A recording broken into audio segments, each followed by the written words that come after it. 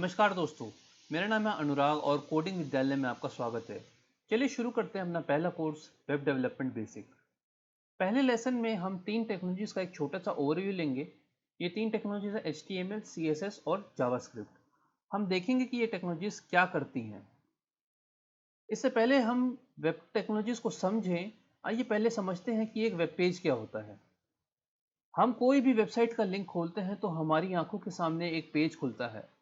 उस पेज में क्या होता है? इमेजेस, टेक्स्ट, वीडियोस, लिंक्स, अलग अलग तरह के बटन, ये सब मिलकर हमें कुछ जानकारी प्रदान करना चाहते हैं। जैसे आप अपने वेब ब्राउज़र में यूट्यूब टाइप करते हो तो बहुत सारी वीडियोस का एक पेज खुल जाता है और आप कोई भी वीडियो चुनकर उसे देख सकते हो। इस हिसाब से वेब पेज का मतलब हुआ कलेक्शन ऑफ इंफॉर्मेशन, यानी जानकारी का संग्रह। और ये जानकारी हम किसी व्यक्ति को एक वेब ब्राउज़र के ज़रिए दिखा सकते हैं। वेब ब्राउज़र जैसे क्रोम, इंटरनेट एक्सप्लोरर, मोजिल्ला आदि। अब बात आती है कि ये वेब पेज पे इंफॉर्मेशन कैसे प्रेजेंट की जाती है। दोस्तों, इंफॉर्मेशन को स्ट्रक्चर यानी ढांचा देने का काम HTML लैंग्वेज करती है। दुनिया की चाहे कोई भी वेबसाइट उठा लो, भले ही उसमें कितनी मॉडर्न टेक्नोलॉजी क्यों ना लगी हो, HTML तो उसमें होगा ही होगा। अब आपके मन में सवाल होगा कि HTML है क्या? HTML की फुल फॉर्म है हाइपर टेक्स्ट मार्कअप लैंग्वेज। ये एक वेब डेवलपमेंट की टेक्नोलॉजी है जो 1990 से चली आ रही है और ये वेब पेज को एक सिंपल सा स्ट्रक्चर देती है। ये HTML का काम होता है कि वीडियो पेज पे कहाँ डिस्प्ले होगी, टेक्स्ट में क्या लिखा होगा, कौन सी इमेज या फोटो कहाँ दिखाई देगी। हमने जाना कि एक वेब पेज क्या होता है। अब सवाल ये उठता है कि वेबसाइट फिर क्या है। जैसे web page collection of information है, वैसे ही एक website collection of web pages है। कहने का मतलब है कि खूब सारे वेब पेजेस आपस में मिलकर एक वेबसाइट बनाते हैं।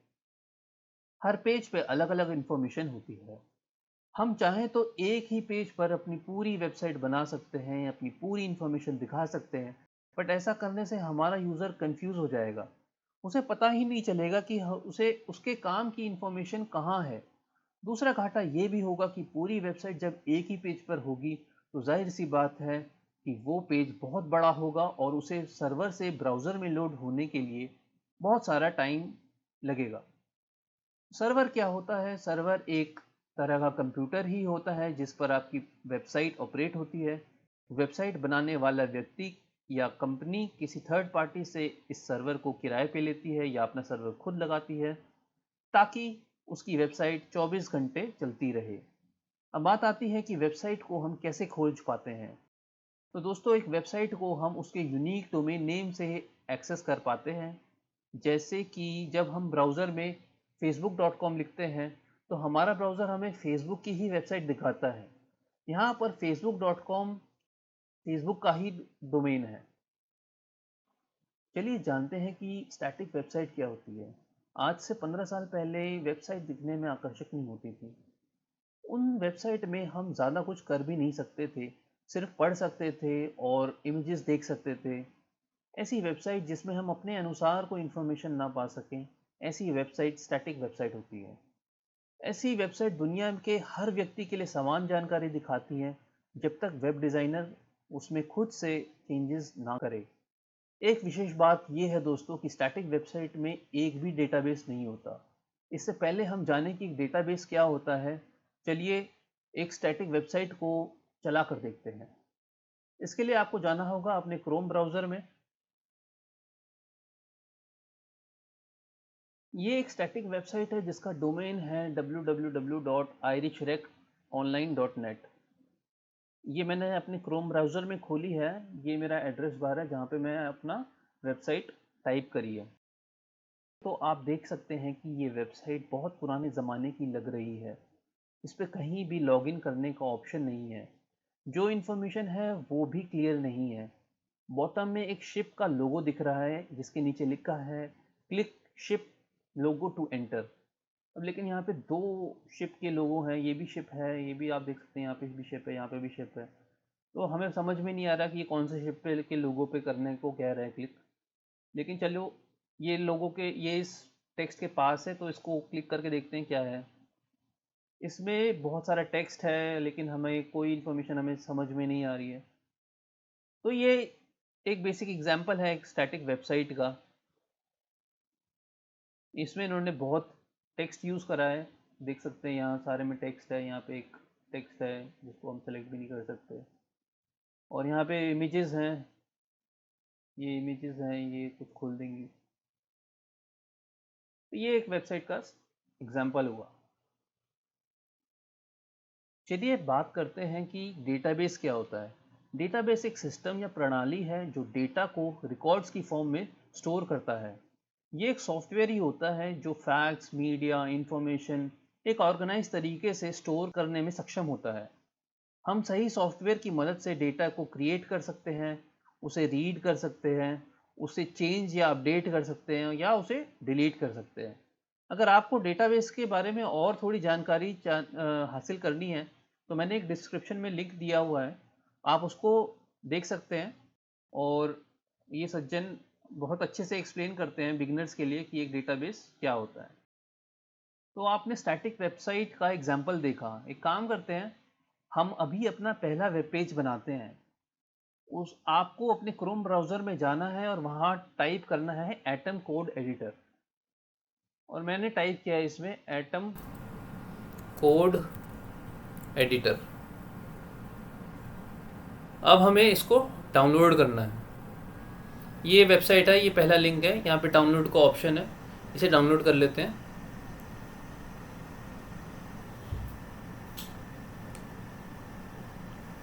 तो दोस्तों ये डाउनलोड हो गया है, इसको अब इंस्टॉल कर लेते हैं। ये अपने आप ही ऑटोमेटिकली इंस्टॉल हो जाएगा। तो ये अपने आप ही ऑटोमेटिकली इंस्टॉल हो जाएगा। आप देख सकते हैं ये स्क्रीन आ गई है मेरे सामने। ये देखिए हमारा आइटम इंस्टॉल हो गया है। हमें इसको बंद करना है, इसको भी बंद कर देंगे, इसे भी बंद कर देंगे, और हम जाएंगे फाइल में क्लिक करेंगे न्यू फाइल,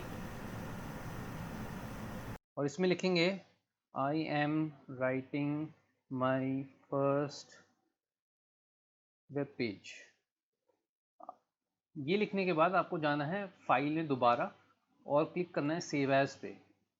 सेव एज में क्लिक करने के बाद आप इसको डेस्कटॉप पे यहाँ पे सेलेक्ट कर लीजिए ताकि आपकी जो फाइल है वो डेस्कटॉप पे सेव हो जाए।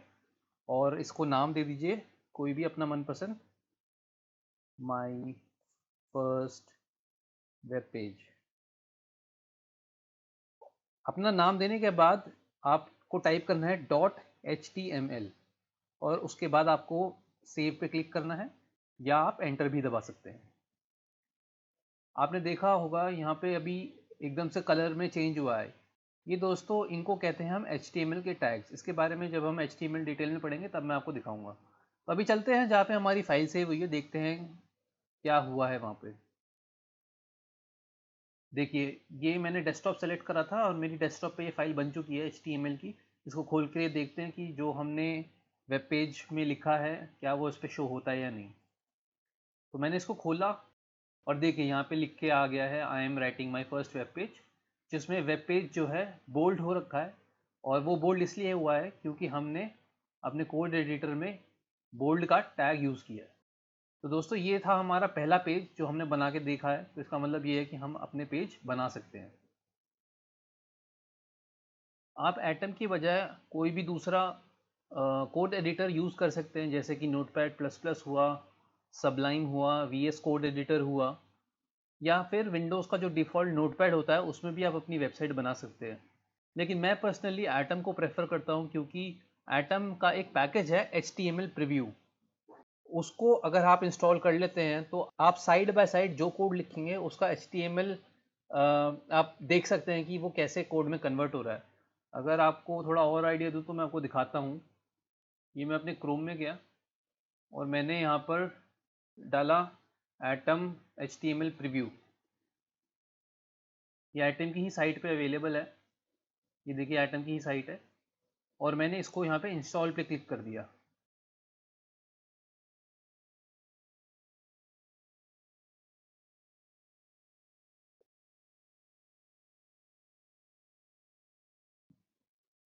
अब मैं अपने कंप्यूटर पर दबाऊंगा Ctrl+Shift+H और देख सकते हैं राइट साइड में मेरा जो HTML का प्रीव्यू है, ये देखिए मेरा HTML का प्रीव्यू है, ये यहाँ पर आना स्टार्ट हो गया। मैं यहाँ पे कुछ भी लिखूंगा, अपना दूसरा कोड भी लिखूंगा,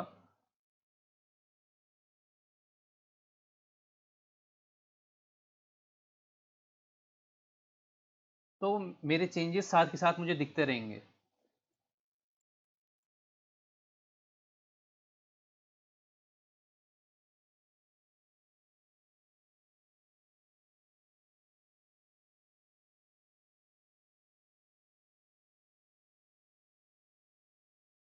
तो दोस्तों ये है एटम का फ़ायदा कि आप HTML का जब आप डिज़ाइन करेंगे तो आपको बार बार ब्राउज़र में खोल के अपना वेब पेज देखना नहीं पड़ेगा। आप सीधा अपना एटम के अंदर ही ये वाला प्लगइन डाउनलोड करके आप अपना प्रीव्यू देख सकते हैं। दोस्तों हमने वेब पेज तो बना लिया, पर क्या इतना काफ़ी है? क्या HTML बहुत है?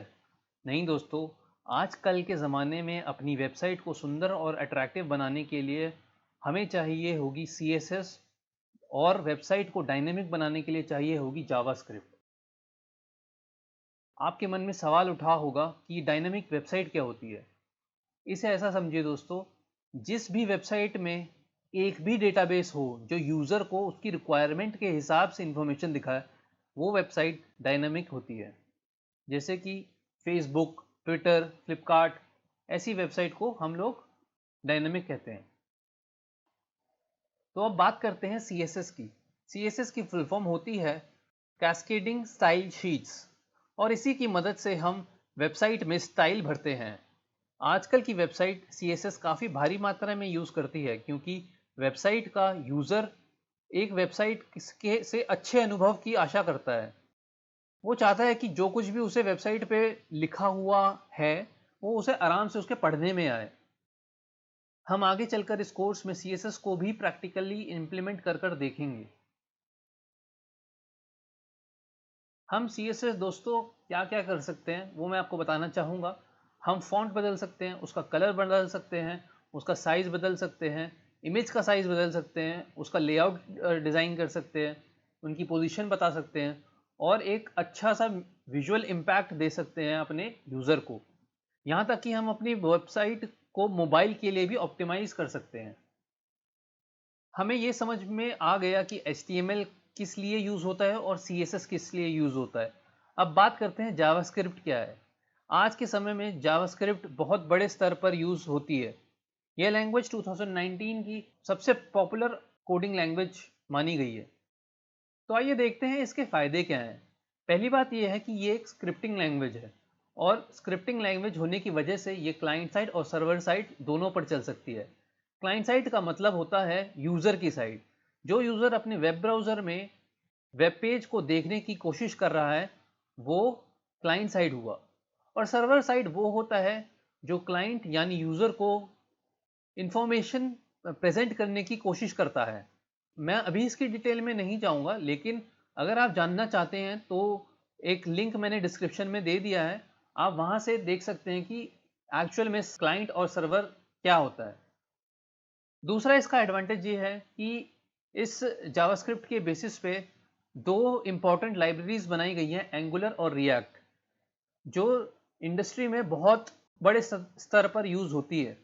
इनकी मदद से हमारा वेब डेवलपमेंट बहुत आसान हो जाता है। और इसका तीसरा फ़ायदा ये है दोस्तों कि आज से पहले जावास्क्रिप्ट सिर्फ वेब ब्राउज़र में चल सकती थी, लेकिन जब से Node.js आया है ये वेब ब्राउज़र के बाहर भी चल सकती है। तो ये था दोस्तों एक छोटा सा ओवरव्यू कि हम इस कोर्स में क्या सीखेंगे।